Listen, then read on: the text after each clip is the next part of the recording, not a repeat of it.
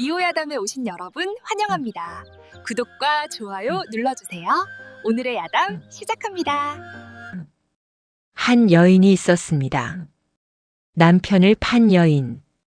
고을 사또의 협박에 무릎을 꿇고 스스로 관아의 문을 두드린 여인. 마을 사람들은 손가락질했습니다. 남편이 옥에 갇힌 사이 사또 품에 안긴 년이라고 절개도 없는 천한 것이라고. 옥 안에서 그 소문을 들은 남편은 벽을 향해 주저앉아 소리 없이 울었습니다. 그러나 아무도 몰랐습니다. 그 여인이 관아의 안채를 드나들며 무엇을 보고 무엇을 듣고 무엇을 가슴 깊이 새겨 넣었는지를. 이것은 남편을 판 여인의 이야기가 아닙니다. 목숨을 걸고 남편을 되찾으러 간 여인의 이야기입니다. 조선 영조 연간 충청도 홍주 땅에는 제법 이름난 장터가 하나 있었습니다. 닷새마다 한 번씩 열리는 그 장터에는 포목상과 곡물상이 늘어서고 멀리 공주와 청양에서도 장꾼들이 몰려들었습니다. 장날 아침이면 새벽부터 술에 끄는 소리와 행상들의 흥정 소리가 뒤섞여 고을 전체가 들썩였지요. 홍주 고을은 넉넉하지는 않아도 그럭저럭 살만한 곳이었습니다. 산이 깊어 가뭄 피해가 덜했고 장터 덕에 먹고 사는 길이 끊이지 않았습니다. 관아도 그리 드세지 않아 백성들은 고개를 숙이면서도 제 밥상은 챙길 수 있었습니다. 그러나 그것은 새 사또가 부임하기 전까지의 이야기였습니다. 장터 어귀에서 조금 들어간 곳에 작은 초가 한 채가 있었습니다. 담장도 변변치 않고 마당도 좁았지만 그 집 안에서만큼은 웃음소리가 끊이지 않았습니다. 그 집 안주인이 바로 이서연이었습니다. 이서연은 본래 홍주 인근의 몰락한 양반가에서 태어났습니다. 아버지가 일찍 세상을 뜨고 가세가 기울면서 양반의 이름만 남은 채 생계를 꾸려야 했지요. 그래도 아버지가 살아생전 그를 가르쳐 두었던 덕에 이서연은 여느 평민 여인들과 달리 글을 읽고 쓸 줄 알았습니다. 그것이 이서연의 자랑이었고 훗날 그녀의 무기가 될 줄은 아무도 몰랐습니다. 남편 박도원은 장터에서 포목 장사를 하는 평민이었습니다. 뒷배 하나 없는 한미한 집안 출신이었지만 거짓말을 모르고 외상을 떼먹지 않는 사람이었습니다. 그 성실함이 소문이 나서 단골들이 하나둘 늘었고 작은 가게지만 제법 꾸려나갈 만하게 되었지요. 두 사람의 살림은 넉넉하다 할 수 없었습니다. 그러나 밥상 앞에 마주 앉아 하루 일과를 이야기하고 밤이 깊으면 얇은 이불을 함께 덮으며 잠드는 그 일상이 두 사람에게는 더없는 행복이었습니다. 서방, 오늘 장사는 어땠어요? 쉽지 않았지. 그래도 옆칸 김서방 덕에 비단 2필은 팔았어. 어머, 그럼 오늘은 고깃국이라도 끓여야겠네요. 박도원은 그런 이서연을 볼 때마다 혼자 생각했습니다. 저런 사람이 나 같은 장사치한테 시집을 와서 고생이라고. 그 미안함이 쌓여 박도원은 더 부지런히 일했고 이서연은 그런 남편이 대견해 더 알뜰히 살림을 꾸렸습니다. 이서연에게는 남편도 모르는 습관이 하나 있었습니다. 장날 저녁 박도원이 피곤해 지쳐 잠든 뒤 이서연은 조용히 등잔에 불을 켜고 앉았습니다. 그리고 작은 종이 한 장을 꺼내 그날 장터에서 들은 이야기들을 적어 내려갔습니다.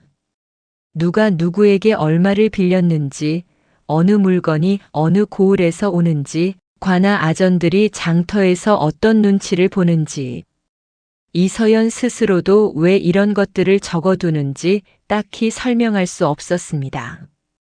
그저 눈에 보이는 것을 기록해 두는 것이 마음 편했습니다. 박도원이 한 번은 잠결에 눈을 뜨다 이서연이 무언가를 쓰는 것을 보고 물었습니다. 뭘 그리 적어? 아무것도 아니에요. 어서 주무세요. 박도원은 고개를 끄덕이고 다시 눈을 감았습니다. 아내가 글을 읽고 쓸 줄 안다는 것이 그저 신기하고 대견할 뿐이었습니다.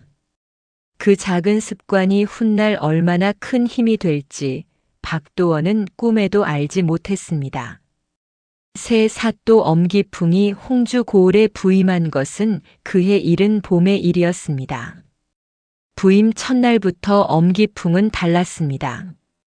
전임 사또들이 을의 고을 유지들을 불러 인사를 나누고 민심을 살피는 것과 달리 엄기풍은 관아에 틀어박혀 장부부터 들여다봤습니다. 그 눈이 매섭고 계산적이었습니다. 열흘이 지나자 엄기풍은 장터 순시를 나왔습니다. 가마를 타고 장터 한가운데를 지나는 엄기풍의 눈이 번득이며 이곳저곳을 훑쳤습니다. 장꾼들은 허리를 굽혔고 아낙네들은 슬며시 자리를 피했습니다. 그때 박도원의 포목가게 앞에 이서연이 나와 있었습니다. 점심을 이고 남편에게 가져다 주러 온 참이었지요. 땀을 닦으며 고개를 드는 이서연의 얼굴이 봄볕 아래 환하게 빛났습니다. 엄기풍의 가마가 멈췄습니다. 커튼 사이로 좁게 열린 틈, 그 안에서 엄기풍의 눈이 이서연을 향해 꽂혔습니다. 잠깐이었지만 분명한 눈빛이었습니다. 탐욕과 계산이 뒤섞인 불길한 눈빛. 이서연은 느꼈습니다. 등줄기를 타고 흐르는 서늘한 기운을. 가마는 다시 움직였고 장터는 다시 소란스러워졌습니다. 그러나 이서연은 한동안 그 자리에 서서 가마가 사라진 방향을 바라보았습니다. 박도원이 가게 안에서 고개를 내밀었습니다. 왜 그래, 점심 안 줘? 이서연은 고개를 저으며 웃었습니다. 아무것도 아니에요. 어서 드세요. 그러나 그날 밤 이서연은 오래도록 잠을 이루지 못했습니다. 엄기풍이 장터 순시를 다녀간 지 사흘이 지났습니다. 관아 마당에서 북소리가 울렸습니다. 고을 백성들을 모아 새 사또의 명을 전하는 북소리였습니다. 장터 상인들과 마을 사람들이 하나둘 관아 앞으로 몰려들었습니다. 엄기풍은 대청마루 위에 반드시 앉아 내려다보았습니다. 얼굴은 단정했지만 눈빛은 차가웠습니다. 홍주 고을 장세를 이달부터 새로 정한다. 장터 칸세는 종전보다 2배. 포목, 곡물, 어물 상인은 매 장날 관아에 별도 세를 바칠 것이니라. 술렁임이 이렇습니다. 사또 나으리 그리 되면 저희는 먹고 살 길이 막막하옵니다. 한 노인이 떨리는 목소리로 나섰습니다. 엄기풍은 눈 하나 깜짝하지 않았습니다. 법도가 바뀌었으니 따르면 그만이다. 더 할 말 있느냐? 아무도 입을 열지 못했습니다. 이방 최달수가 뒤에서 눈을 부릅뜨며 상인들을 훑어보았습니다. 키가 크고 눈매가 날카로운 최달수는 엄기풍의 신복답게 위협적인 기운을 온몸에서 풍겼습니다. 상인들은 고개를 숙인 채 흩어졌습니다. 박도원도 입술을 꾹 다물고 돌아섰습니다. 억울했지만 어쩔 도리가 없었습니다. 그날 저녁 박도원은 이서연에게 말했습니다. 세금이 2배가 됐어. 이러면 남는 게 없는데. 이서연은 조용히 밥상을 내려놓으며 말했습니다. 일단 내고 봐요. 괜히 눈밖에 나면 더 힘들어지니까. 박도원은 고개를 끄덕였습니다. 이서연의 말이 옳다는 것을 알면서도 속이 쓰렸습니다. 새 장세가 시작된 지 보름이 지났습니다. 장터 분위기가 눈에 띄게 달라졌습니다. 먼 고을에서 오던 장꾼들이 하나둘 발길을 끊었고 손님도 줄었습니다. 상인들 얼굴에서 웃음이 사라졌습니다. 그런데 더 큰 문제가 생겼습니다. 최달수가 직접 장터를 돌기 시작한 것입니다. 그는 상인들의 장부를 들여다보고 재고를 확인하고 자기 마음에 들지 않으면 트집을 잡았습니다. 이 비단 출처가 불분명하구나. 밀수품 아니냐? 그럴 리가 없습니다. 공주장에서 정당하게 사온 것입니다. 그래? 그렇다면 증명해 보거라. 증명할 방도가 없었습니다. 공주까지 가서 거래 장부를 떼오는 것은 시간도 돈도 드는 일이었습니다. 최달수는 그것을 알고 협박하는 것이었습니다. 결국 상인은 최달수의 손에 돈 몇 냥을 쥐어주고서야 풀려났습니다. 박도원 차례도 왔습니다. 박도원, 내 가게 포목 몇 필이냐? 22필이옵니다. 장부를 보자. 최달수가 장부를 뒤적이다 손가락으로 한 줄을 짚었습니다. 여기. 지난달 포목 30필 매입이라 적혀 있는데 지금 22필이면 8필이 어디 갔느냐? 팔았습니다. 거래처가 다 있습니다. 거래처 이름을 대보거라. 박도원은 차근히 이름을 댔습니다. 최달수는 그것을 받아 적지도 않고 장부를 덮었습니다. 수상하다. 추후 조사하겠다. 최달수는 그 말만 남기고 떠났습니다. 박도원은 주먹을 꽉 쥐었습니다. 이것이 조사가 아니라 압박임을 모를 리 없었습니다. 그로부터 닷새 후 관아 포졸 셋이 박도원의 가게로 들이닥쳤습니다. 박도원 관아 물자 횡령 혐의로 잡아들이라는 명이 내렸다. 따라오너라. 뭐라고요? 그게 무슨 말이오? 나는 관아 물자에 손댄 적이 없어. 포졸들은 대답하지 않았습니다. 박도원의 팔을 거칠게 잡아당겼습니다. 장터 사람들이 멈춰 서서 바라보았습니다. 수군거림이 일었습니다. 이서연은 가게 안에서 그 광경을 보고 뛰쳐나왔습니다. 잠깐만요. 무슨 죄목으로 이러시는 겁니까? 제 남편은 아무 잘못이 없습니다. 물러서시오. 포졸이 이서연을 밀쳤습니다. 이서연이 비틀거리다 땅에 무릎을 짚었습니다. 박도원이 몸을 틀었습니다. 이보시오. 여인을 어찌 이리 다루는 거요. 조용히 해라. 포졸이 박도원의 뒤통수를 손으로 밀었습니다. 박도원이 앞으로 쏠렸습니다. 장터 사람들이 그 모습을 지켜보면서도 아무도 나서지 못했습니다. 이서연은 흙이 묻은 손을 털며 일어섰습니다. 눈물이 차올랐지만 입술을 깨물었습니다. 무너지면 안 된다는 것을 알았습니다. 끌려가는 박도원이 고개를 돌려 이서연을 바라보았습니다. 그 눈빛에는 두려움보다 미안함이 더 컸습니다. 이서연은 그 눈빛을 가슴에 새겼습니다. 그리고 이를 악물었습니다. 박도원이 옥에 갇힌 다음 날 최달수가 이서연의 집을 찾아왔습니다. 사또 나으리께서 그대를 걱정하신다고 전하라 하셨소. 이서연은 대문 안으로 들어서는 최달수를 차갑게 바라보았습니다. 사또께서 걱정하신다면 제 남편의 억울한 누명부터 벗겨주시면 되겠습니다. 최달수는 입가에 비죽 웃음을 띄었습니다. 누명을 벗으려면 그에 합당한 청이 있어야지요. 사또 나으리께서 부인을 가까이 두고 싶다 하셨소.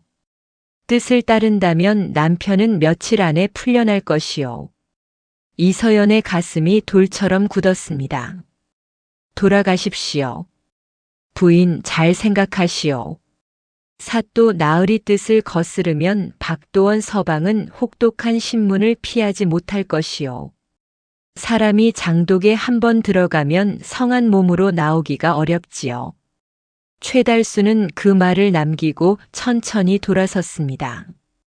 이서연은 방으로 들어와 문을 닫았습니다.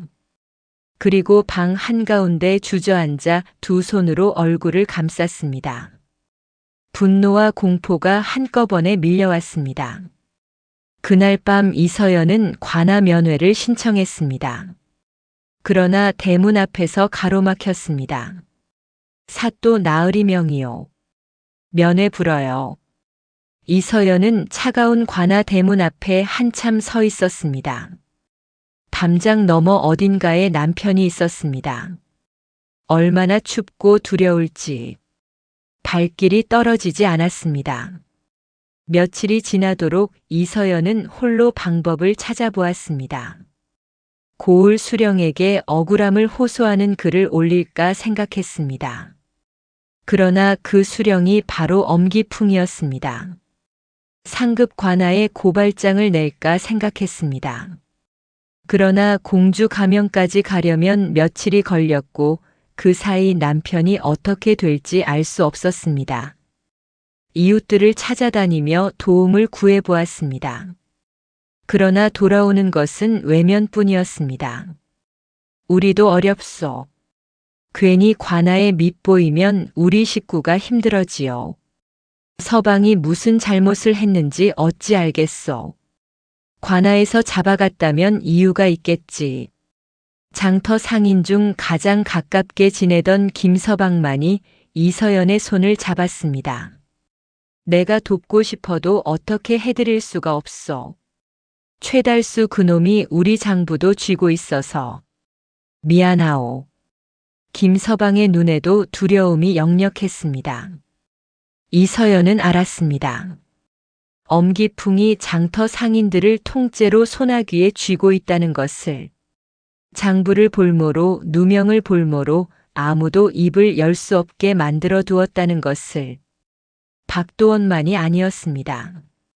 홍주 고을 전체가 이미 엄기풍의 그물 안에 들어가 있었습니다. 사흘 후 만술이라는 옥졸이 이서연을 찾아왔습니다. 만술은 관아에서 일한 지 오래된 늑수그레한 옥졸이었습니다. 그는 주위를 살피며 이서연에게 낮게 속삭였습니다. 부인 박서방 걱정되실까 봐 왔습니다. 사또 나으리가 내일 박서방을 신문하라는 명을 내렸습니다. 혹독하게 다루라고. 이서연의 얼굴이 창백해졌습니다. 신문이라니. 자백을 받아내려는 겁니까? 자백이 아니라도 됩니다. 신문 도중 잘못되면 그게 전부가 되는 거지요. 만술은 더 이상 말하지 않았습니다. 그것으로 충분했습니다. 그날 밤 이서연은 앉아서 밤을 새웠습니다. 등잔불이 조용히 타고 있었습니다. 바람이 창호지를 흔들었습니다. 이서연은 남편의 얼굴을 떠올렸습니다. 장터에서 포목을 팔며 씩 웃던 얼굴. 고깃국 앞에서 좋아하던 얼굴. 끌려가면서 돌아보던 그 눈빛. 그리고 이서연은 결심했습니다. 아무도 도와주지 않는다면 자신이 직접 들어가야 했습니다. 사자 굴 안으로. 날이 밝자 이서연은 단정히 옷을 여미고 집을 나섰습니다. 향하는 곳은 관아였습니다. 관아 대문 앞에 선 이서연은 숨을 한 번 깊이 들이쉬었습니다. 그리고 문을 두드렸습니다. 잠시 후 최달수가 직접 나왔습니다. 이서연을 보는 그의 눈이 번득였습니다. 왔구려. 사또 나으리께 전하십시오. 뜻을 따르겠다고. 최달수는 입꼬리를 올리며 문을 활짝 열었습니다. 이서연이 관아 안으로 들어서는 순간 소문은 이미 날개를 달고 퍼지기 시작했습니다. 장터 상인들 사이에서, 이웃 아낙네들 사이에서, 그리고 결국 관아 옥 안에 갇혀있던 박도원의 귀에까지. 박서방 들었소? 당신 마누라가 사또한테 들어갔다는군. 옥 안에 있던 다른 죄인이 혀를 찼습니다. 박도원은 아무 말도 하지 않았습니다. 다만 손이 부들부들 떨렸습니다. 그 손으로 차가운 벽을 짚었습니다. 믿고 싶지 않았습니다. 그러나 소문은 하루가 다르게 살이 붙었습니다. 이서연이 관아 안채에 드나든다는 것, 사또의 수청을 들고 있다는 것, 남편이 옥에 있는데도 아랑곳하지 않는다는 것. 박도원은 벽을 향해 돌아 누웠습니다. 눈을 감았지만 잠이 오지 않았습니다. 한편 관아 안채에 들어선 이서연은 엄기풍 앞에 단정히 무릎을 꿇었습니다. 나으리의 뜻을 따르러 왔습니다. 다만 한 가지만 청하겠습니다. 남편이 고문당하는 일만은 없게 해주십시오. 엄기풍은 흡족한 얼굴로 이서연을 내려다보았습니다. 그 정도야 어렵지 않지. 대신 내 곁에 있는 동안 딴 마음은 품지 마라. 이서연은 고개를 숙였습니다. 그 고개를 숙이는 사이 이서연의 눈은 조용히 방 안을 훑고 있었습니다. 벽 한쪽에 쌓인 장부들, 문갑 위에 문서 묶음, 안채와 창고를 잇는 쪽문의 위치. 이서연의 가슴 속에서 무언가가 조용히 깨어났습니다. 이서연이 관아를 드나든 지 열흘이 지났습니다. 엄기풍은 이서연을 안채에 두고 가까이 하려 했지만 이서연은 영리하게 거리를 유지했습니다. 몸이 불편하다, 마음의 준비가 필요하다, 남편 걱정에 잠을 못 잔다. 핑계는 얼마든지 있었습니다. 엄기풍은 조급하면서도 이서연이 도망갈 곳이 없다는 것을 알기에 느긋하게 기다렸습니다. 그 열흘 동안 이서연은 눈과 귀를 쉬지 않았습니다. 관아 안채에서 심부름을 다니며 이서연은 조용히 장부를 훔쳐보았습니다. 세금으로 걷어들인 곡물이 관아 창고가 아닌 다른 곳으로 빠져나가고 있었습니다. 엄기풍이 공주의 어느 상인과 결탁해 횡령한 곡물을 되팔고 있다는 것을 알 수 있었습니다. 이서연은 그 내용을 머릿속에 새겼습니다. 글로 적어둘 수 없었습니다. 적다가 발각되면 모든 것이 끝이었습니다. 그래서 이서연은 숫자와 이름과 날짜를 반복해서 중얼거리며 외웠습니다. 잠들기 전, 눈을 뜬 후, 심부름을 가는 길에. 아버지가 가르쳐준 글 읽는 능력이, 남편도 몰랐던 그 습관이 지금 이서연의 가장 날카로운 무기가 되어 있었습니다. 어느 날 이서연은 창고 쪽문 근처에서 아전 하나가 부피가 큰 포대를 옮기는 것을 보았습니다. 포대에는 관인이 찍혀 있었습니다. 공식적인 물자 이동이라면 대문으로 나가야 했습니다. 쪽문으로 빠져나가는 것은 장부에 올리지 않겠다는 뜻이었습니다. 이서연은 그 장면을 눈에 담았습니다. 날짜와 시각과 포대의 수까지. 관아를 드나들기 시작한 지 보름째 되던 날 이서연은 주막에 들렀습니다. 엄기풍이 장터에 심부름을 보낸 참이었습니다. 이서연은 비단을 사오라는 명을 받고 장터로 나왔지만 돌아가는 길에 주막 처마 아래 잠시 멈춰 섰습니다. 안쪽 구석 자리에 낯선 남자가 홀로 앉아 있었습니다. 허름한 선비 차림이었지만 어딘가 어울리지 않았습니다. 옷은 낡았어도 손은 곱고 자세는 반듯했습니다. 막걸리 사발을 앞에 두고 있었지만 딱히 마시는 것 같지도 않았습니다. 그 남자의 눈이 이서연과 마주쳤습니다. 이서연은 시선을 거두고 돌아서려 했습니다. 그런데 남자가 먼저 말을 걸었습니다. 관아 안채에서 나오신 분 아니오? 이서연이 걸음을 멈췄습니다. 소문은 들었소. 하나 당신 눈빛은 소문 속 여인과 다르구려. 이서연은 천천히 돌아보았습니다. 남자는 조용히 맞은편 자리를 권했습니다. 잠깐 앉으시겠소? 내 해로운 사람이 아니오. 이서연은 그 말을 믿기로 했습니다. 정확히는 믿을 사람이 달리 없었습니다. 남자의 이름은 유재하라고 했습니다. 홍주 고을 사정이 궁금해 내려온 선비라고 했습니다. 이서연은 자신의 처지를 조심스럽게 털어놓았습니다.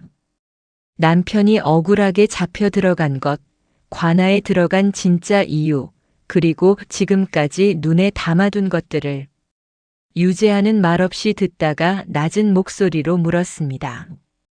창고 쪽문을 통해 포대가 빠져나간 날짜를 기억하오. 이서연은 망설임 없이 대답했습니다. 이달 초사흘, 초여들의 10사흘. 3차례입니다. 포대는 매번 15개에서 20개 사이였습니다. 유재하의 눈빛이 달라졌습니다. 유재하는 이서연을 다시 보았습니다. 기억력이 놀라웠습니다. 장부에서 얻어낸 숫자들, 쪽문을 통해 빠져나간 물자의 날짜와 수량, 최달수가 장터 상인들에게 뇌물을 뜯어낸 내역까지. 이서연은 한치의 흔들림도 없이 줄줄이 읊어냈습니다. 어떻게 이것을 다 외우고 있소? 아버지가 글을 가르쳐 주셨습니다. 눈으로 읽고 손으로 쓰다 보면 몸이 외우게 된다고 하셨지요. 적어둘 수 없으니 외울 수밖에 없었습니다. 유재하는 잠시 침묵했습니다. 그리고 결심한 듯 낮게 말했습니다. 나를 믿을 수 있겠소? 이미 믿었습니다. 앉은 것부터가 믿은 것이지요. 유재하가 작게 웃었습니다. 내가 이 고을에 온 것은 엄기풍의 비리 첩보를 확인하기 위해서요. 당신이 가진 것이 내게 필요하고 내가 가진 것이 당신 남편에게 필요하오. 이서연은 조용히 고개를 끄덕였습니다. 무엇이 필요하십니까? 당신이 머릿속에 담아둔 것들을 종이에 옮겨야 하오. 그것이 증거가 될 것이오. 그리고 한 가지 더 관아 안에서 확인해야 할 것이 있어. 말씀하십시오. 유재하는 몸을 앞으로 기울였습니다. 창고 장부 원본. 엄기풍이 따로 보관하는 진짜 장부가 있을 것이요. 겉으로 보이는 장부와 숫자가 다를 터이니 그 장부를 직접 볼 수 없겠소? 이서연은 잠시 생각했습니다. 안채 깊숙한 곳, 엄기풍이 혼자 드나드는 방. 한 번은 문 앞에서 멈칫한 적이 있었습니다. 그 방 안에 무언가가 있을 것이라 직감했던 참이었습니다. 해보겠습니다. 두 사람은 다시 만날 시각과 장소를 정했습니다. 닷새 후 같은 주막. 이서연이 자리에서 일어나려는데 유재하가 조용히 말했습니다. 부인 조심하시오. 그리고 이서연이 돌아보았습니다. 남편분은 복이 많은 사람이요. 이서연은 아무 말 없이 주막을 나섰습니다. 찬바람이 불었지만 가슴속은 오래간만에 따뜻했습니다. 꺼져가던 불씨가 다시 살아나는 것 같았습니다. 발걸음이 빨라졌습니다. 해야 할 일이 생겼습니다. 그 닷새 동안 이서연은 관아 안채에서 더욱 조심스럽게 움직였습니다. 엄기풍의 눈밖에 나지 않으면서도 그의 사생활 깊숙한 곳까지 파고들어야 했습니다. 엄기풍은 매일 저녁 혼자 서재에 들어가 문을 걸어 잠갔습니다. 아무도 들어오지 못하게 했습니다. 음식을 들릴 때도 문 앞에 두게 하고 직접 가져갔습니다. 그 방 안에 무엇이 있는지 관아 사람 누구도 몰랐습니다. 이서연은 서재 근처를 자연스럽게 지나다니며 익혔습니다. 문이 열리는 시각, 닫히는 시각, 엄기풍이 서재에 머무는 시간, 그리고 서재 옆을 지날 때 흘러나오는 소리들, 장부를 넘기는 소리, 붓 가는 소리, 가끔씩 들리는 자물쇠 소리. 자물쇠가 있는 곳에 감출 것이 있는 법이었습니다. 이서연은 찬방 심부름을 자청했습니다. 서재 쪽으로 지나가는 길목이 찬방과 이어져 있었기 때문입니다. 서재 문 앞을 지날 때마다 이서연은 눈을 크게 떴습니다. 문틈 사이로 흘러나오는 빛의 방향, 가구의 위치. 어느 저녁 엄기풍이 서재 문을 열고 나오다 이서연과 마주쳤습니다. 여기서 뭘 하느냐? 찬방에 다녀오는 길이옵니다. 엄기풍은 이서연을 훑어보고 문을 닫았습니다. 자물쇠 채우는 소리가 들렸습니다.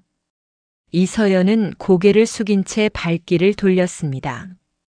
자물쇠를 채울 만큼 중요한 것이 그 안에 있었습니다. 기회는 예상치 못한 곳에서 왔습니다. 엄기풍이 공주 가명에 공문을 보낼 일이 생겨 최달수와 함께 하루 동안 자리를 비웠습니다. 관아 안은 아전들만 남았고 이서연은 안채를 맡아 살피라는 명을 받았습니다. 이서연은 서두르지 않았습니다. 아전들이 바깥채에서 제일에 바쁜 것을 확인하고 천천히 서재 앞으로 걸어갔습니다. 자물쇠가 채워져 있었습니다. 예상한 일이었습니다. 이서연은 안채 구석구석을 다시 살폈습니다. 엄기풍의 방 안을 정리하다 베개 속 아래에서 작은 열쇠 하나를 발견한 것은 사흘 전의 일이었습니다. 그 열쇠를 그대로 두었습니다. 함부로 쓰다가 들키면 모든 것이 끝이었으니까요. 오늘이 그 열쇠를 쓸 날이었습니다. 이서연은 열쇠를 가져와 서재 자물쇠에 꽂았습니다. 딸깍. 문이 열렸습니다. 서재 안은 단출했습니다. 문갑 하나, 서가 하나, 그리고 바닥에 놓인 나무 괴짝 하나. 이서연은 괴짝으로 다가갔습니다. 뚜껑을 열었습니다. 장부가 있었습니다. 겉장부와 달리 이것은 훨씬 촘촘하고 세밀하게 기록되어 있었습니다. 날짜별로 들어온 곡물의 양, 빠져나간 양, 그리고 건네진 돈의 액수와 받은 이름. 공주 상인 이름이 반복해서 등장했습니다. 가명 아전으로 보이는 이름도 있었습니다. 이서연은 손이 떨렸습니다. 이것이었습니다. 외울 시간이 많지 않았습니다. 이서연은 눈을 크게 뜨고 페이지를 넘겼습니다. 숫자와 이름과 날짜를 머릿속에 밀어 넣었습니다.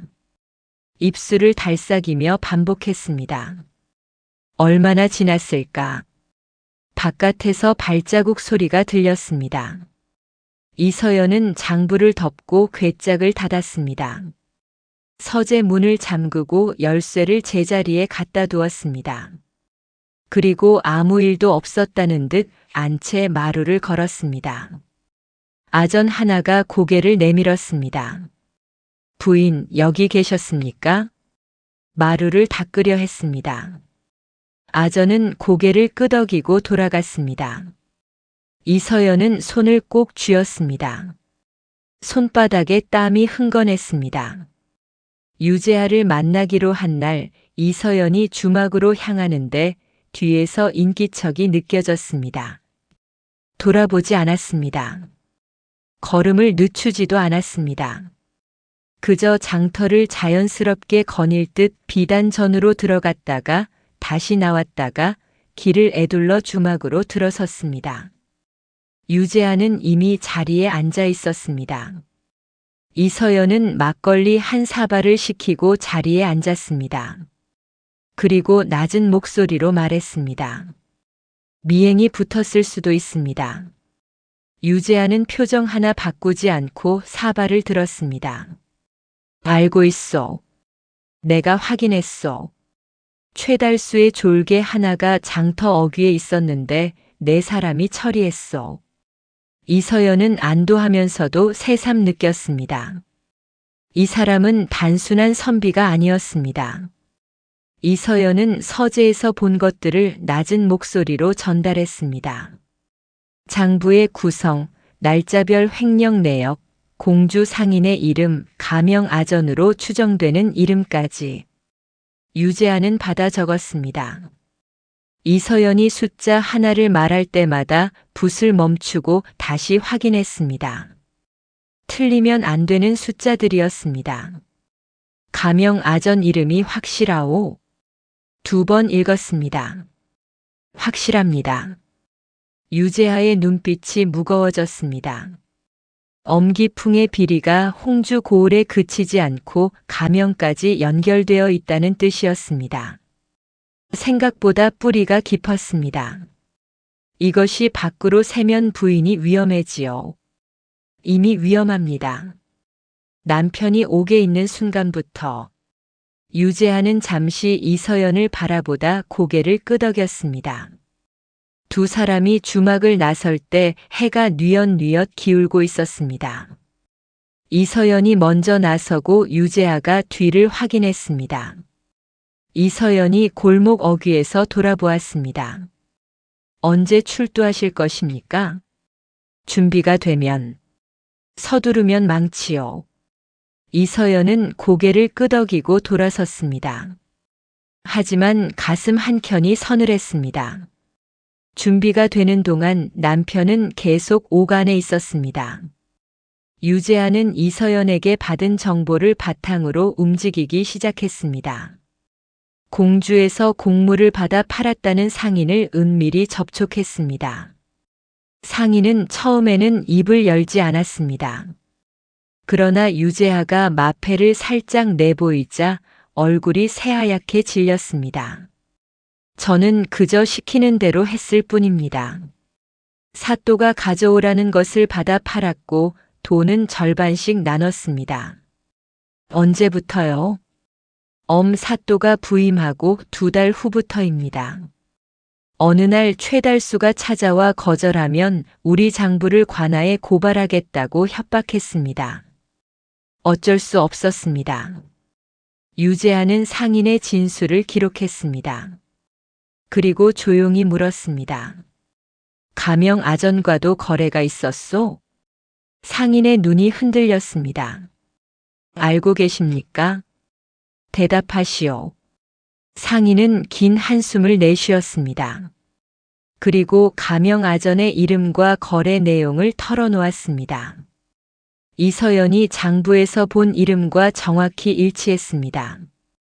유재하는 상인을 돌려보내면서 말했습니다. 입 밖에 내지 마시오.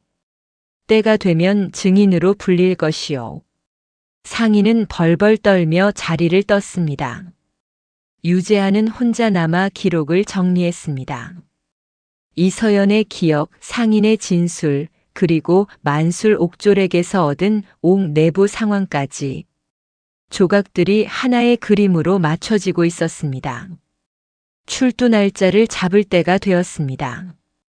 유재하는 이서연에게 마지막 부탁을 전했습니다. 주막에서 만나는 대신 장터 포목 전 뒤편 골목에서 짧게 만났습니다. 엄기풍이 공개 신문을 여는 날을 알 수 있겠소? 이서연은 잠시 생각했습니다. 최달수가 며칠 전부터 죄인 처벌 날짜 이야기를 했습니다. 이달 20날이라고 들었습니다. 20날. 유재하는 짧게 되뇌었습니다. 닷새가 남아 있었습니다. 그날 신문 장소가 어디요? 관아 마당입니다. 백성들을 모아놓고 처벌을 선고하는 방식으로 한다 했습니다. 남편이 공개적으로 망신을 당하게 하려는 것 같습니다. 유재하의 눈빛이 굳었습니다. 오히려 잘 됐소. 사람이 많이 모일수록 출두의 효과가 크오. 이서연은 고개를 끄덕이면서도 속이 타들어갔습니다. 20날까지 남편이 버텨주어야 했습니다. 남편이 걱정됩니다.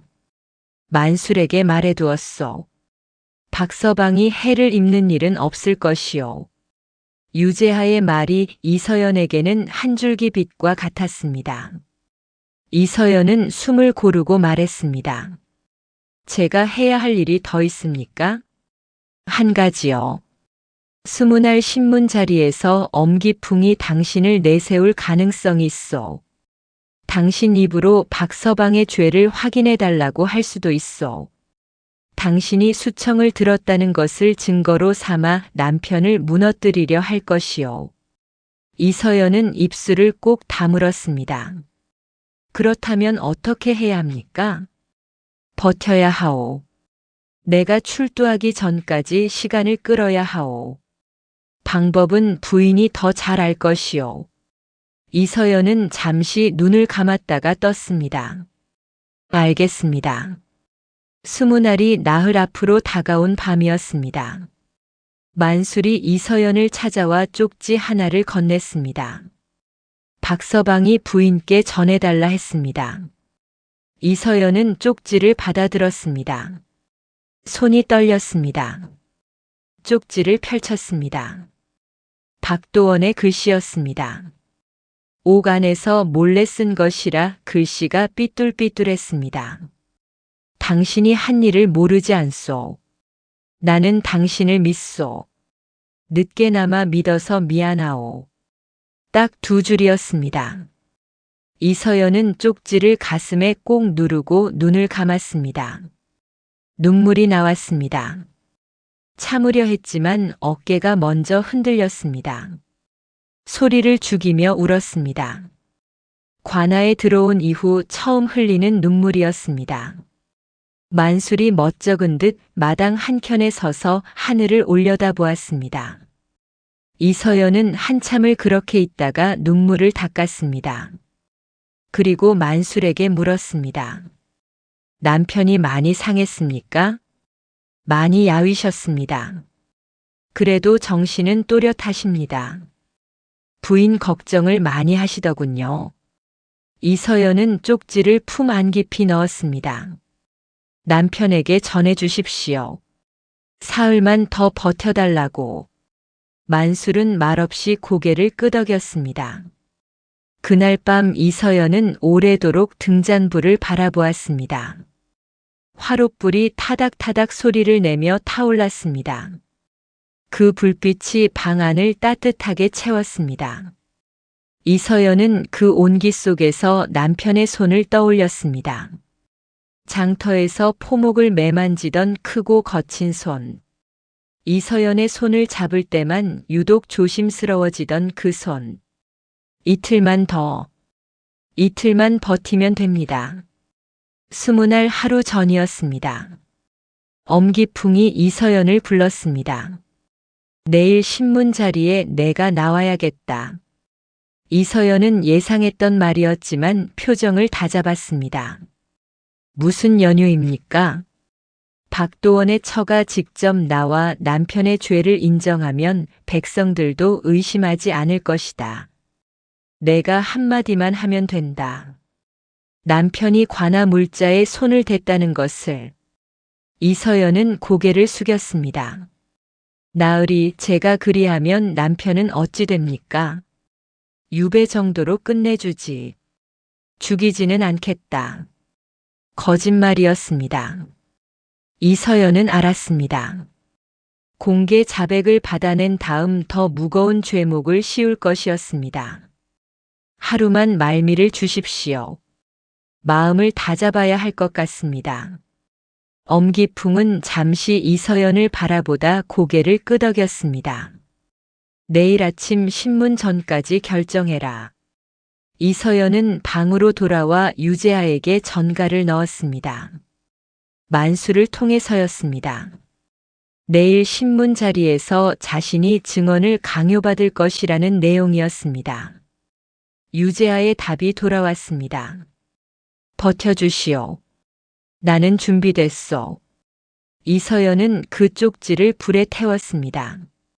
재가 되어 사라지는 것을 보며 이서연은 조용히 중얼거렸습니다. 내일이면 됩니다. 20날 새벽 관아 마당에 포졸들이 분주하게 움직였습니다. 신문 준비였습니다. 죄인을 세울 자리가 마련되고 백성들을 들릴 공간이 정비되었습니다. 엄기풍은 이른 아침부터 대청마루에 좌정하고 최달수에게 세세한 지시를 내렸습니다. 홍주 고을 백성들이 관아 앞에 하나둘 모여들었습니다. 소문을 들은 장터 상인들도 발길이 닿았습니다. 억울하게 잡혀간 박도원의 처분이 오늘 내려진다는 것을 모두 알고 있었습니다. 이서연은 안채에서 그 소리를 듣고 있었습니다. 수저 부딪히는 소리, 사람들 웅성거리는 소리, 포졸들 발자국 소리. 손이 차가웠습니다. 심장이 빠르게 뛰었습니다. 이서연은 옷깃을 여몄습니다. 품 안에 손을 넣어 박도원의 쪽지를 확인했습니다. 아직 거기 있었습니다. 최달수가 안채 문 앞에 나타났습니다. 사또 나으리께서 나오시라 합니다. 이서연은 자리에서 일어났습니다. 거울을 한번 보았습니다. 흐트러진 것이 없었습니다. 눈빛도 흔들리지 않았습니다. 관아 마당으로 나서는 이서연의 발걸음은 느리지도 빠르지도 않았습니다. 마당은 이미 사람들로 가득했습니다. 백성들의 시선이 일제히 이서연에게 쏠렸습니다. 수군거림이 일었습니다. 손가락질하는 이도 있었습니다. 이서연은 그 시선들을 정면으로 받으며 걸었습니다. 엄기풍이 대청마루 위에서 내려다보고 있었습니다. 그 옆에 최달수가 섰습니다. 그리고 마당 한가운데 포박된 채 끌려 나오는 박도원의 모습이 보였습니다. 야위었습니다. 얼굴에 그늘이 짙었습니다. 그러나 눈빛은 살아있었습니다. 박도원의 눈이 이서연을 찾았습니다. 두 사람의 시선이 마주쳤습니다. 이서연은 눈으로 말했습니다. 조금만 더. 그 순간만을 기다려왔습니다. 엄기풍이 헛기침을 한 번 하고 입을 열었습니다. 오늘 이 자리는 죄인 박도원의 죄목을 백성들 앞에 밝히고 처벌을 선고하는 자리이니라. 관아 물자를 횡령하고 거짓 장부를 꾸민 죄, 그 죄가 가볍지 않으나 오늘 이 자리에서 죄를 인정한다면 처벌을 가볍게 하겠노라. 마당에 모인 백성들이 술렁였습니다. 포박된 박도원은 고개를 들어 엄기풍을 똑바로 바라보았습니다. 소인은 억울합니다. 관아 물자에 손댄 적이 없습니다. 엄기풍의 눈썹이 꿈틀했습니다. 최달수가 앞으로 나섰습니다. 죄인이 아직도 발뺌을 하는구나. 증인을 세워야겠군. 최달수가 이서연을 향해 손을 뻗었습니다. 이리 나오시오. 이서연은 천천히 앞으로 걸어 나갔습니다. 마당이 조용해졌습니다. 모든 시선이 이서연에게 쏠렸습니다. 엄기풍이 위에서 내려다보며 말했습니다. 이서연, 내 남편 박도원이 관아 물자에 손을 댔다는 것을 알고 있느냐? 이서연은 고개를 들었습니다. 엄기풍을 정면으로 바라보았습니다. 모릅니다. 마당이 다시 술렁였습니다. 엄기풍의 얼굴이 굳었습니다. 뭐라 했느냐? 제 남편이 관아 물자에 손을 댔다는 것을 저는 모릅니다. 그런 일이 없었기 때문입니다. 최달수가 성큼 다가왔습니다. 이 여인이 지금 사또 나으리 앞에서 발뺌을 하는 것이냐? 관아에 드나든 것을 벌써 잊었소? 이서연은 최달수를 향해 돌아섰습니다. 드나들었습니다. 그래서 압니다. 관아에서 물자를 빼돌린 것이 누구인지를. 마당이 순식간에 조용해졌습니다. 엄기풍이 자리에서 몸을 앞으로 기울였습니다. 지금 무슨 말을 하는 것이냐? 이서연이 입을 열려는 순간이었습니다. 암행어사 출두요. 목소리는 관아 대문 쪽에서 들렸습니다. 군중이 좌우로 갈라졌습니다. 유재하가 대문을 밀고 들어섰습니다. 남루한 선비 차림은 온데간데 없었습니다. 단정한 관복 차림에 마패를 높이 치켜들고 있었습니다. 어명을 받은 암행어사 유재하이다. 모두 엎드려라. 마당에 있던 사람들이 일제히 무릎을 꿇었습니다. 포졸들도 당황한 채 허리를 굽혔습니다. 엄기풍은 대청마루 위에서 굳어버렸습니다. 얼굴이 흑빛으로 변했습니다. 최달수는 두 눈이 커지며 뒷걸음질을 쳤습니다. 유재하는 마당 한가운데로 걸어 들어오며 엄기풍을 올려다 보았습니다. 홍주 고을 사또 엄기풍은 들어라. 재임 중 세금으로 거둔 공물을 횡령하고 민간 상인과 결탁하여 사익을 취하고 무고한 백성에게 누명을 씌워 옥에 가둔 죄, 그리고 양민 여인을 협박하여 관아에 들인 죄. 이 모든 죄목에 대해 지금 이 자리에서 조사를 시작하겠다. 엄기풍의 입술이 파르르 떨렸습니다. 이것은 무슨 날벼락이냐? 나는 아무 잘못이 없다. 이 계집이 나를 모함하는 것이오. 유재하는 조용히 손을 들었습니다. 변명은 증거를 확인한 후에 들을 것이다. 박도원을 포박하고 있던 포졸들이 눈치를 살피다 슬그머니 물러섰습니다. 박도원이 비틀거리며 몸을 일으켰습니다. 이서연이 달려가 박도원의 팔을 잡았습니다. 두 사람은 말없이 서로를 바라보았습니다. 박도원의 눈이 붉어졌습니다. 이서연은 고개를 가로저었습니다. 지금은 울 때가 아니었습니다. 엄기풍은 빠르게 정신을 수습했습니다. 암행어사라 해도 증거 없이 사또를 함부로 할 수는 없어. 이 계집의 말만 믿고 관아를 뒤집으려 하는 것이오? 유재하는 눈 하나 깜짝하지 않았습니다. 증거는 이미 확보되어 있어. 무슨 증거요? 글도 모르는 계집이 무슨 증거를 만들었단 말이오? 이서연이 나섰습니다. 글을 모른다 하셨습니까? 이서연은 엄기풍을 똑바로 올려다 보았습니다. 이달 초사흘 초여들의 열사흘. 관아 창고 쪽문을 통해 포대가 빠져나갔습니다. 매번 15개에서 20개 사이였습니다. 공주 상인 이름은 전봉석. 거래 대금은 회당 50냥에서 70냥 사이. 가명 아전 이름은 김상목. 마당이 얼어붙었습니다. 엄기풍의 얼굴이 굳었습니다. 그 숫자들, 그 이름들은 서재 괴짝 안장부에만 있는 것이었습니다. 아무도 들어가지 못하게 했던 서재였습니다. 내 인연이. 나으리 서재 장부에 기록된 내용입니다. 글을 읽을 줄 아는 계집이어서 다행이지요. 최달수가 이서연에게 달려들었습니다. 이 계집을 잡아라. 관아 문서를 무단으로 열람한 죄로. 유재하의 목소리가 마당을 가로질렀습니다. 멈춰라.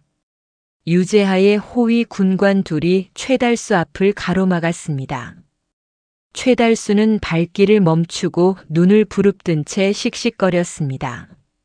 엄기풍은 대청마루 위에서 빠져나갈 구멍을 찾듯 눈을 굴렸습니다. 그러나 관아 대문 밖에는 이미 유재하가 데려온 관군이 서 있었습니다. 도망갈 곳이 없었습니다. 유재하는 품에서 문서 묶음을 꺼냈습니다. 이것은 공주 상인 전봉석에 잡힐 진술서요.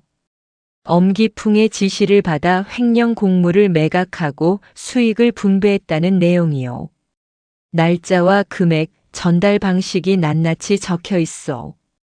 엄기풍이 외쳤습니다. 그자가 나를 모함한 것이요. 장사꾼 말을 어찌 믿는 것이요.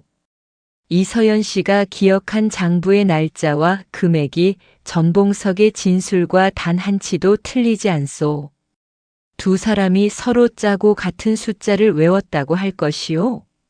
마당에 모인 백성들 사이에서 웅성거림이 터져 나왔습니다.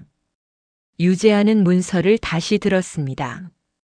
추가로 이것은 박도원의 포목거래 장부 원본이요. 관아 물자 횡령 혐의는 최달수가 조작한 것으로 원본 장부에는 거래 내역이 모두 정상적으로 기재되어 있어. 최달수가 입술을 달싹였습니다. 그 장부가 어디서 나온 것이요? 그것이야말로 위조된 것 아니요.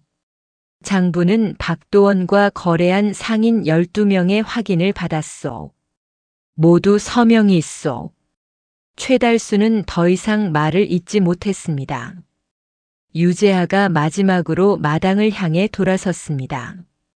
이 자리에 계신 분들 중 엄기풍과 최달수에게 부당하게 세금을 뜯긴 분, 장부를 볼모로 협박당한 분, 억울한 누명을 쓴 분이 있다면 지금 증언하시오. 잠시 침묵이 흘렀습니다. 그리고 장터 상인 김서방이 천천히 자리에서 일어났습니다. 그 뒤를 이어 1명, 2명, 3명. 마당 곳곳에서 사람들이 일어섰습니다. 줄줄이 억눌려 있던 목소리들이 한꺼번에 터져 나왔습니다.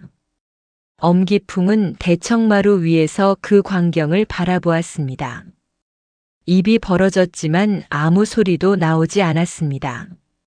엄기풍은 결국 무너졌습니다. 마당에 쏟아지는 증언들, 손에 잡히는 증거들, 그리고 암행어사의 서슬 퍼런 눈빛 앞에서 더 이상 버틸 수 없었습니다. 대청마루에서 내려오는 엄기풍의 발걸음이 흔들렸습니다. 계단을 내려오다 발을 헛디뎌 비틀거렸습니다. 아무도 부축하지 않았습니다. 마당에 내려선 엄기풍 앞에 유재하가 섰습니다. 엄기풍, 홍주고을 사또직을 즉각 박탈한다. 관인을 내놓으시오. 엄기풍은 떨리는 손으로 품에서 관인을 꺼냈습니다. 그것을 유재하에게 건네는 손이 부들부들 떨렸습니다. 최달수는 이미 군관들에게 붙잡혀 포박되어 있었습니다. 방금까지 장터 상인들을 협박하고 큰 소리를 치던 최달수가 두 손이 묶인 채 고개를 숙이고 있었습니다. 마당에 모인 백성들은 처음에는 조용히 지켜보다가 최달수가 포박되는 모습을 보자 여기저기서 탄성이 터져 나왔습니다. 박도원은 그 광경을 이서연의 곁에서 바라보았습니다. 한동안 말이 없었습니다. 그러다 낮게 중얼거렸습니다. 당신이 다 한 거요? 이서연은 고개를 저었습니다. 우리가 한 거지요. 박도원은 이서연의 손을 잡았습니다. 꽉 잡았습니다. 한동안 놓지 않았습니다. 유재하는 그 자리에서 처벌을 선고했습니다. 엄기풍에게 선고한다. 직권을 남용하여 백성의 재물을 갈취하고 무고한 자에게 누명을 씌워 옥에 가두고 양민 여인을 협박하여 관아에 들인 죄, 그 죄를 낱낱이 물어 파직하고 전 재산을 몰수한다. 또한 유배형에 처하니 즉각 압송하도록 하라. 엄기풍의 얼굴이 일그러졌습니다. 이럴 수는 없소. 나는 나라를 위해 일했소. 세금을 거두는 것은 관리의 당연한 소임이요. 세금으로 거둔 것을 개인 이득을 위해 팔아넘긴 것이 나라를 위한 일이요. 엄기풍은 더 이상 입을 열지 못했습니다. 최달수에게 선고한다. 사또의 불법을 집행하고 백성을 협박한 죄, 곤장 40대의 관직을 영구 박탈한다. 최달수는 고개를 바닥에 처박았습니다. 유재하는 박도원 쪽으로 몸을 돌렸습니다. 박도원의 혐의는 모두 무죄임을 이 자리에서 선고한다. 억울하게 옥에 갇힌 날들에 대해 관아에서 보상이 있을 것이요. 박도원은 고개를 숙였습니다. 감사합니다. 유재하는 그 말보다 이서연 쪽을 한번 바라보았습니다. 이서연이 눈으로 인사했습니다. 유재하는 작게 고개를 끄덕이고 시선을 거두었습니다. 마당에 모인 백성들이 웅성거리다 어느 순간 박수를 치기 시작했습니다. 처음에는 몇 사람이었다가 순식간에 마당 전체로 번졌습니다. 오래 억눌렸던 숨이 한꺼번에 터져 나오는 것 같았습니다. 엄기풍은 군관들에게 이끌려 관아 대문을 나섰습니다. 불과 몇 달 전 가마를 타고 들어오던 그 대문이었습니다. 그때 그 눈으로 이서연을 훑어보았던 바로 그 대문이었습니다. 이번에는 두 손이 묶인 채 나갔습니다. 이서연은 그 뒷모습을 끝까지 바라보았습니다. 눈물도 없었고 분노도 없었습니다. 다만 조용하고 단단한 무언가가 가슴속에 남았습니다. 박도원이 이서연의 어깨에 손을 얹었습니다. 집에 갑시다. 이서연은 고개를 끄덕였습니다. 엄기풍이 떠난 홍주 고을은 한동안 어수선했습니다. 새 사또가 부임하기까지 고을 살림은 유재하의 감독 아래 아전들이 맡아 처리했습니다. 엄기풍이 횡령한 곡물의 일부는 이미 팔려나간 뒤였지만 몰수한 재산으로 피해 백성들에게 보상이 돌아갔습니다. 장터 상인들에게서 부당하게 뜯어간 세금도 돌려졌습니다. 박도원은 옥에서 나온 뒤 보름 동안 이서연의 손에 이끌려 몸을 추슬렀습니다. 야위고 상한 몸이 제자리를 찾는데 시간이 걸렸습니다. 이서연은 매일 아침 약을 다리고 밥상을 챙겼습니다. 박도원은 그런 이서연을 볼 때마다 눈을 피했습니다. 어느 저녁 박도원이 먼저 입을 열었습니다. 내가 당신을 믿지 못했소. 이서연은 밥상을 물리다 손을 멈추었습니다. 소문이 들어왔을 때 나는 당신을 의심했소. 잠깐이었지만 분명히 의심했소. 그것이 부끄럽소. 이서연은 박도원 앞에 조용히 앉았습니다. 저도 잘못이 있습니다. 미리 알려드렸어야 했는데 혼자 결정하고 혼자 들어갔습니다. 당신이 얼마나 무너졌을지 알면서도 당신이 알려줬어도 내가 막았을 거요. 그래서 말하지 않은 겁니다. 두 사람은 한동안 말없이 마주 앉아 있었습니다. 화롯불이 조용히 타올랐습니다. 바깥에서 바람 소리가 들렸습니다. 박도원이 이서연의 손을 두 손으로 감쌌습니다. 당신 손이 이리 거칠어진 줄 몰랐소. 관아를 드나들며 온갖 허드렛 일을 마다하지 않았던 손이었습니다. 이서연은 그 손을 빼지 않았습니다. 괜찮습니다. 당신 손도 많이 상했네요. 박도원은 웃었습니다. 오랜만에 보는 웃음이었습니다. 미안하오. 그리고 고맙소. 이서연도 웃었습니다. 이제 됐습니다. 그로부터 며칠 후 유재하가 박도원을 찾아왔습니다. 홍주 장씨 감독관 자리가 비어 있소. 장터 상인들 사이에서 신망이 두텁고 장부를 다룰 줄 아는 사람이 필요하오. 맡아보겠소? 박도원은 눈이 커졌습니다. 저 같은 평민이 감독관을 맡아도 되는 것입니까? 이번 일로 포상이 내려졌소. 공명첩도 함께 받게 될 것이오. 공명첩. 돈이나 공을 세워 양반 신분을 얻는 문서였습니다. 포목 장사로 시작해 평생 평민으로 살아온 박도원이 양반의 이름을 얻게 되는 것이었습니다. 박도원은 이서연을 바라보았습니다. 이서연이 고개를 끄덕였습니다. 하겠습니다. 유재하는 빙긋 웃으며 자리에서 일어났습니다. 그리고 문을 나서려다 돌아보았습니다. 부인 덕분이요. 부인이 없었다면 이 고을 백성들이 얼마나 더 고생했을지 모르오. 이서연은 고개를 숙였습니다. 저는 남편을 되찾으러 갔을 뿐입니다. 유재하는 더 이상 말하지 않고 돌아섰습니다. 대문을 나서는 그의 발걸음이 가벼웠습니다. 봄이 다시 왔습니다. 홍주 장터에는 오랜만에 활기가 돌았습니다. 새 사또는 전임과 달리 장세를 합리적으로 정비했고 먼 고을에서 발길을 끊었던 장꾼들이 하나둘 돌아왔습니다. 장날 아침이면 다시 술에 끄는 소리와 흥정 소리가 뒤섞였습니다. 박도원은 감독관으로 부임해 장터 살림을 꼼꼼히 챙겼습니다. 예전에 장사꾼으로 뛰어다니던 그 장터였지만 이제는 다른 눈으로 보였습니다. 상인들의 억울함을 누구보다 잘 알기에 박도원은 분쟁이 생기면 양쪽 말을 끝까지 들었습니다. 백성들 사이에서 박 감독관이라면 믿을 수 있다는 말이 돌았습니다. 이서연은 여전히 아침마다 등잔에 불을 켜고 앉았습니다. 이제는 몰래 숫자를 외우는 것이 아니라 장터 거래 장부를 직접 정리했습니다. 박도원이 이서연의 글솜씨와 기억력을 아끼어 장부 일을 맡겼습니다.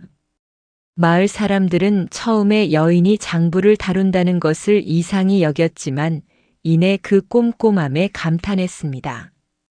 옥졸 만술은 공로를 인정받아 아전 자리를 얻었습니다. 장터 어귀에서 만술과 마주칠 때면 이서연은 꼭 인사를 건넸고 만술은 머리를 극적이며 쑥스러워했습니다. 그리고 봄 장날 저녁 박도원과 이서연은 나란히 장터 어귀를 걸었습니다. 저기 저 자리 예전에 내 가게가 있던데요. 박도원이 장터 한켠을 가리켰습니다. 이제는 다른 상인이 자리를 잡고 있었습니다. 기억나요? 거기서 점심을 가져다 드리다 사또 가마를 만났지요. 그랬지. 그때 그냥 집으로 돌아갔더라면. 이서연이 박도원을 바라보았습니다. 그랬더라면 지금 이 자리가 없었겠지요. 박도원은 이서연의 말에 한참 생각하다 웃었습니다. 그렇군. 그 봄이 없었으면 이 봄도 없었겠군.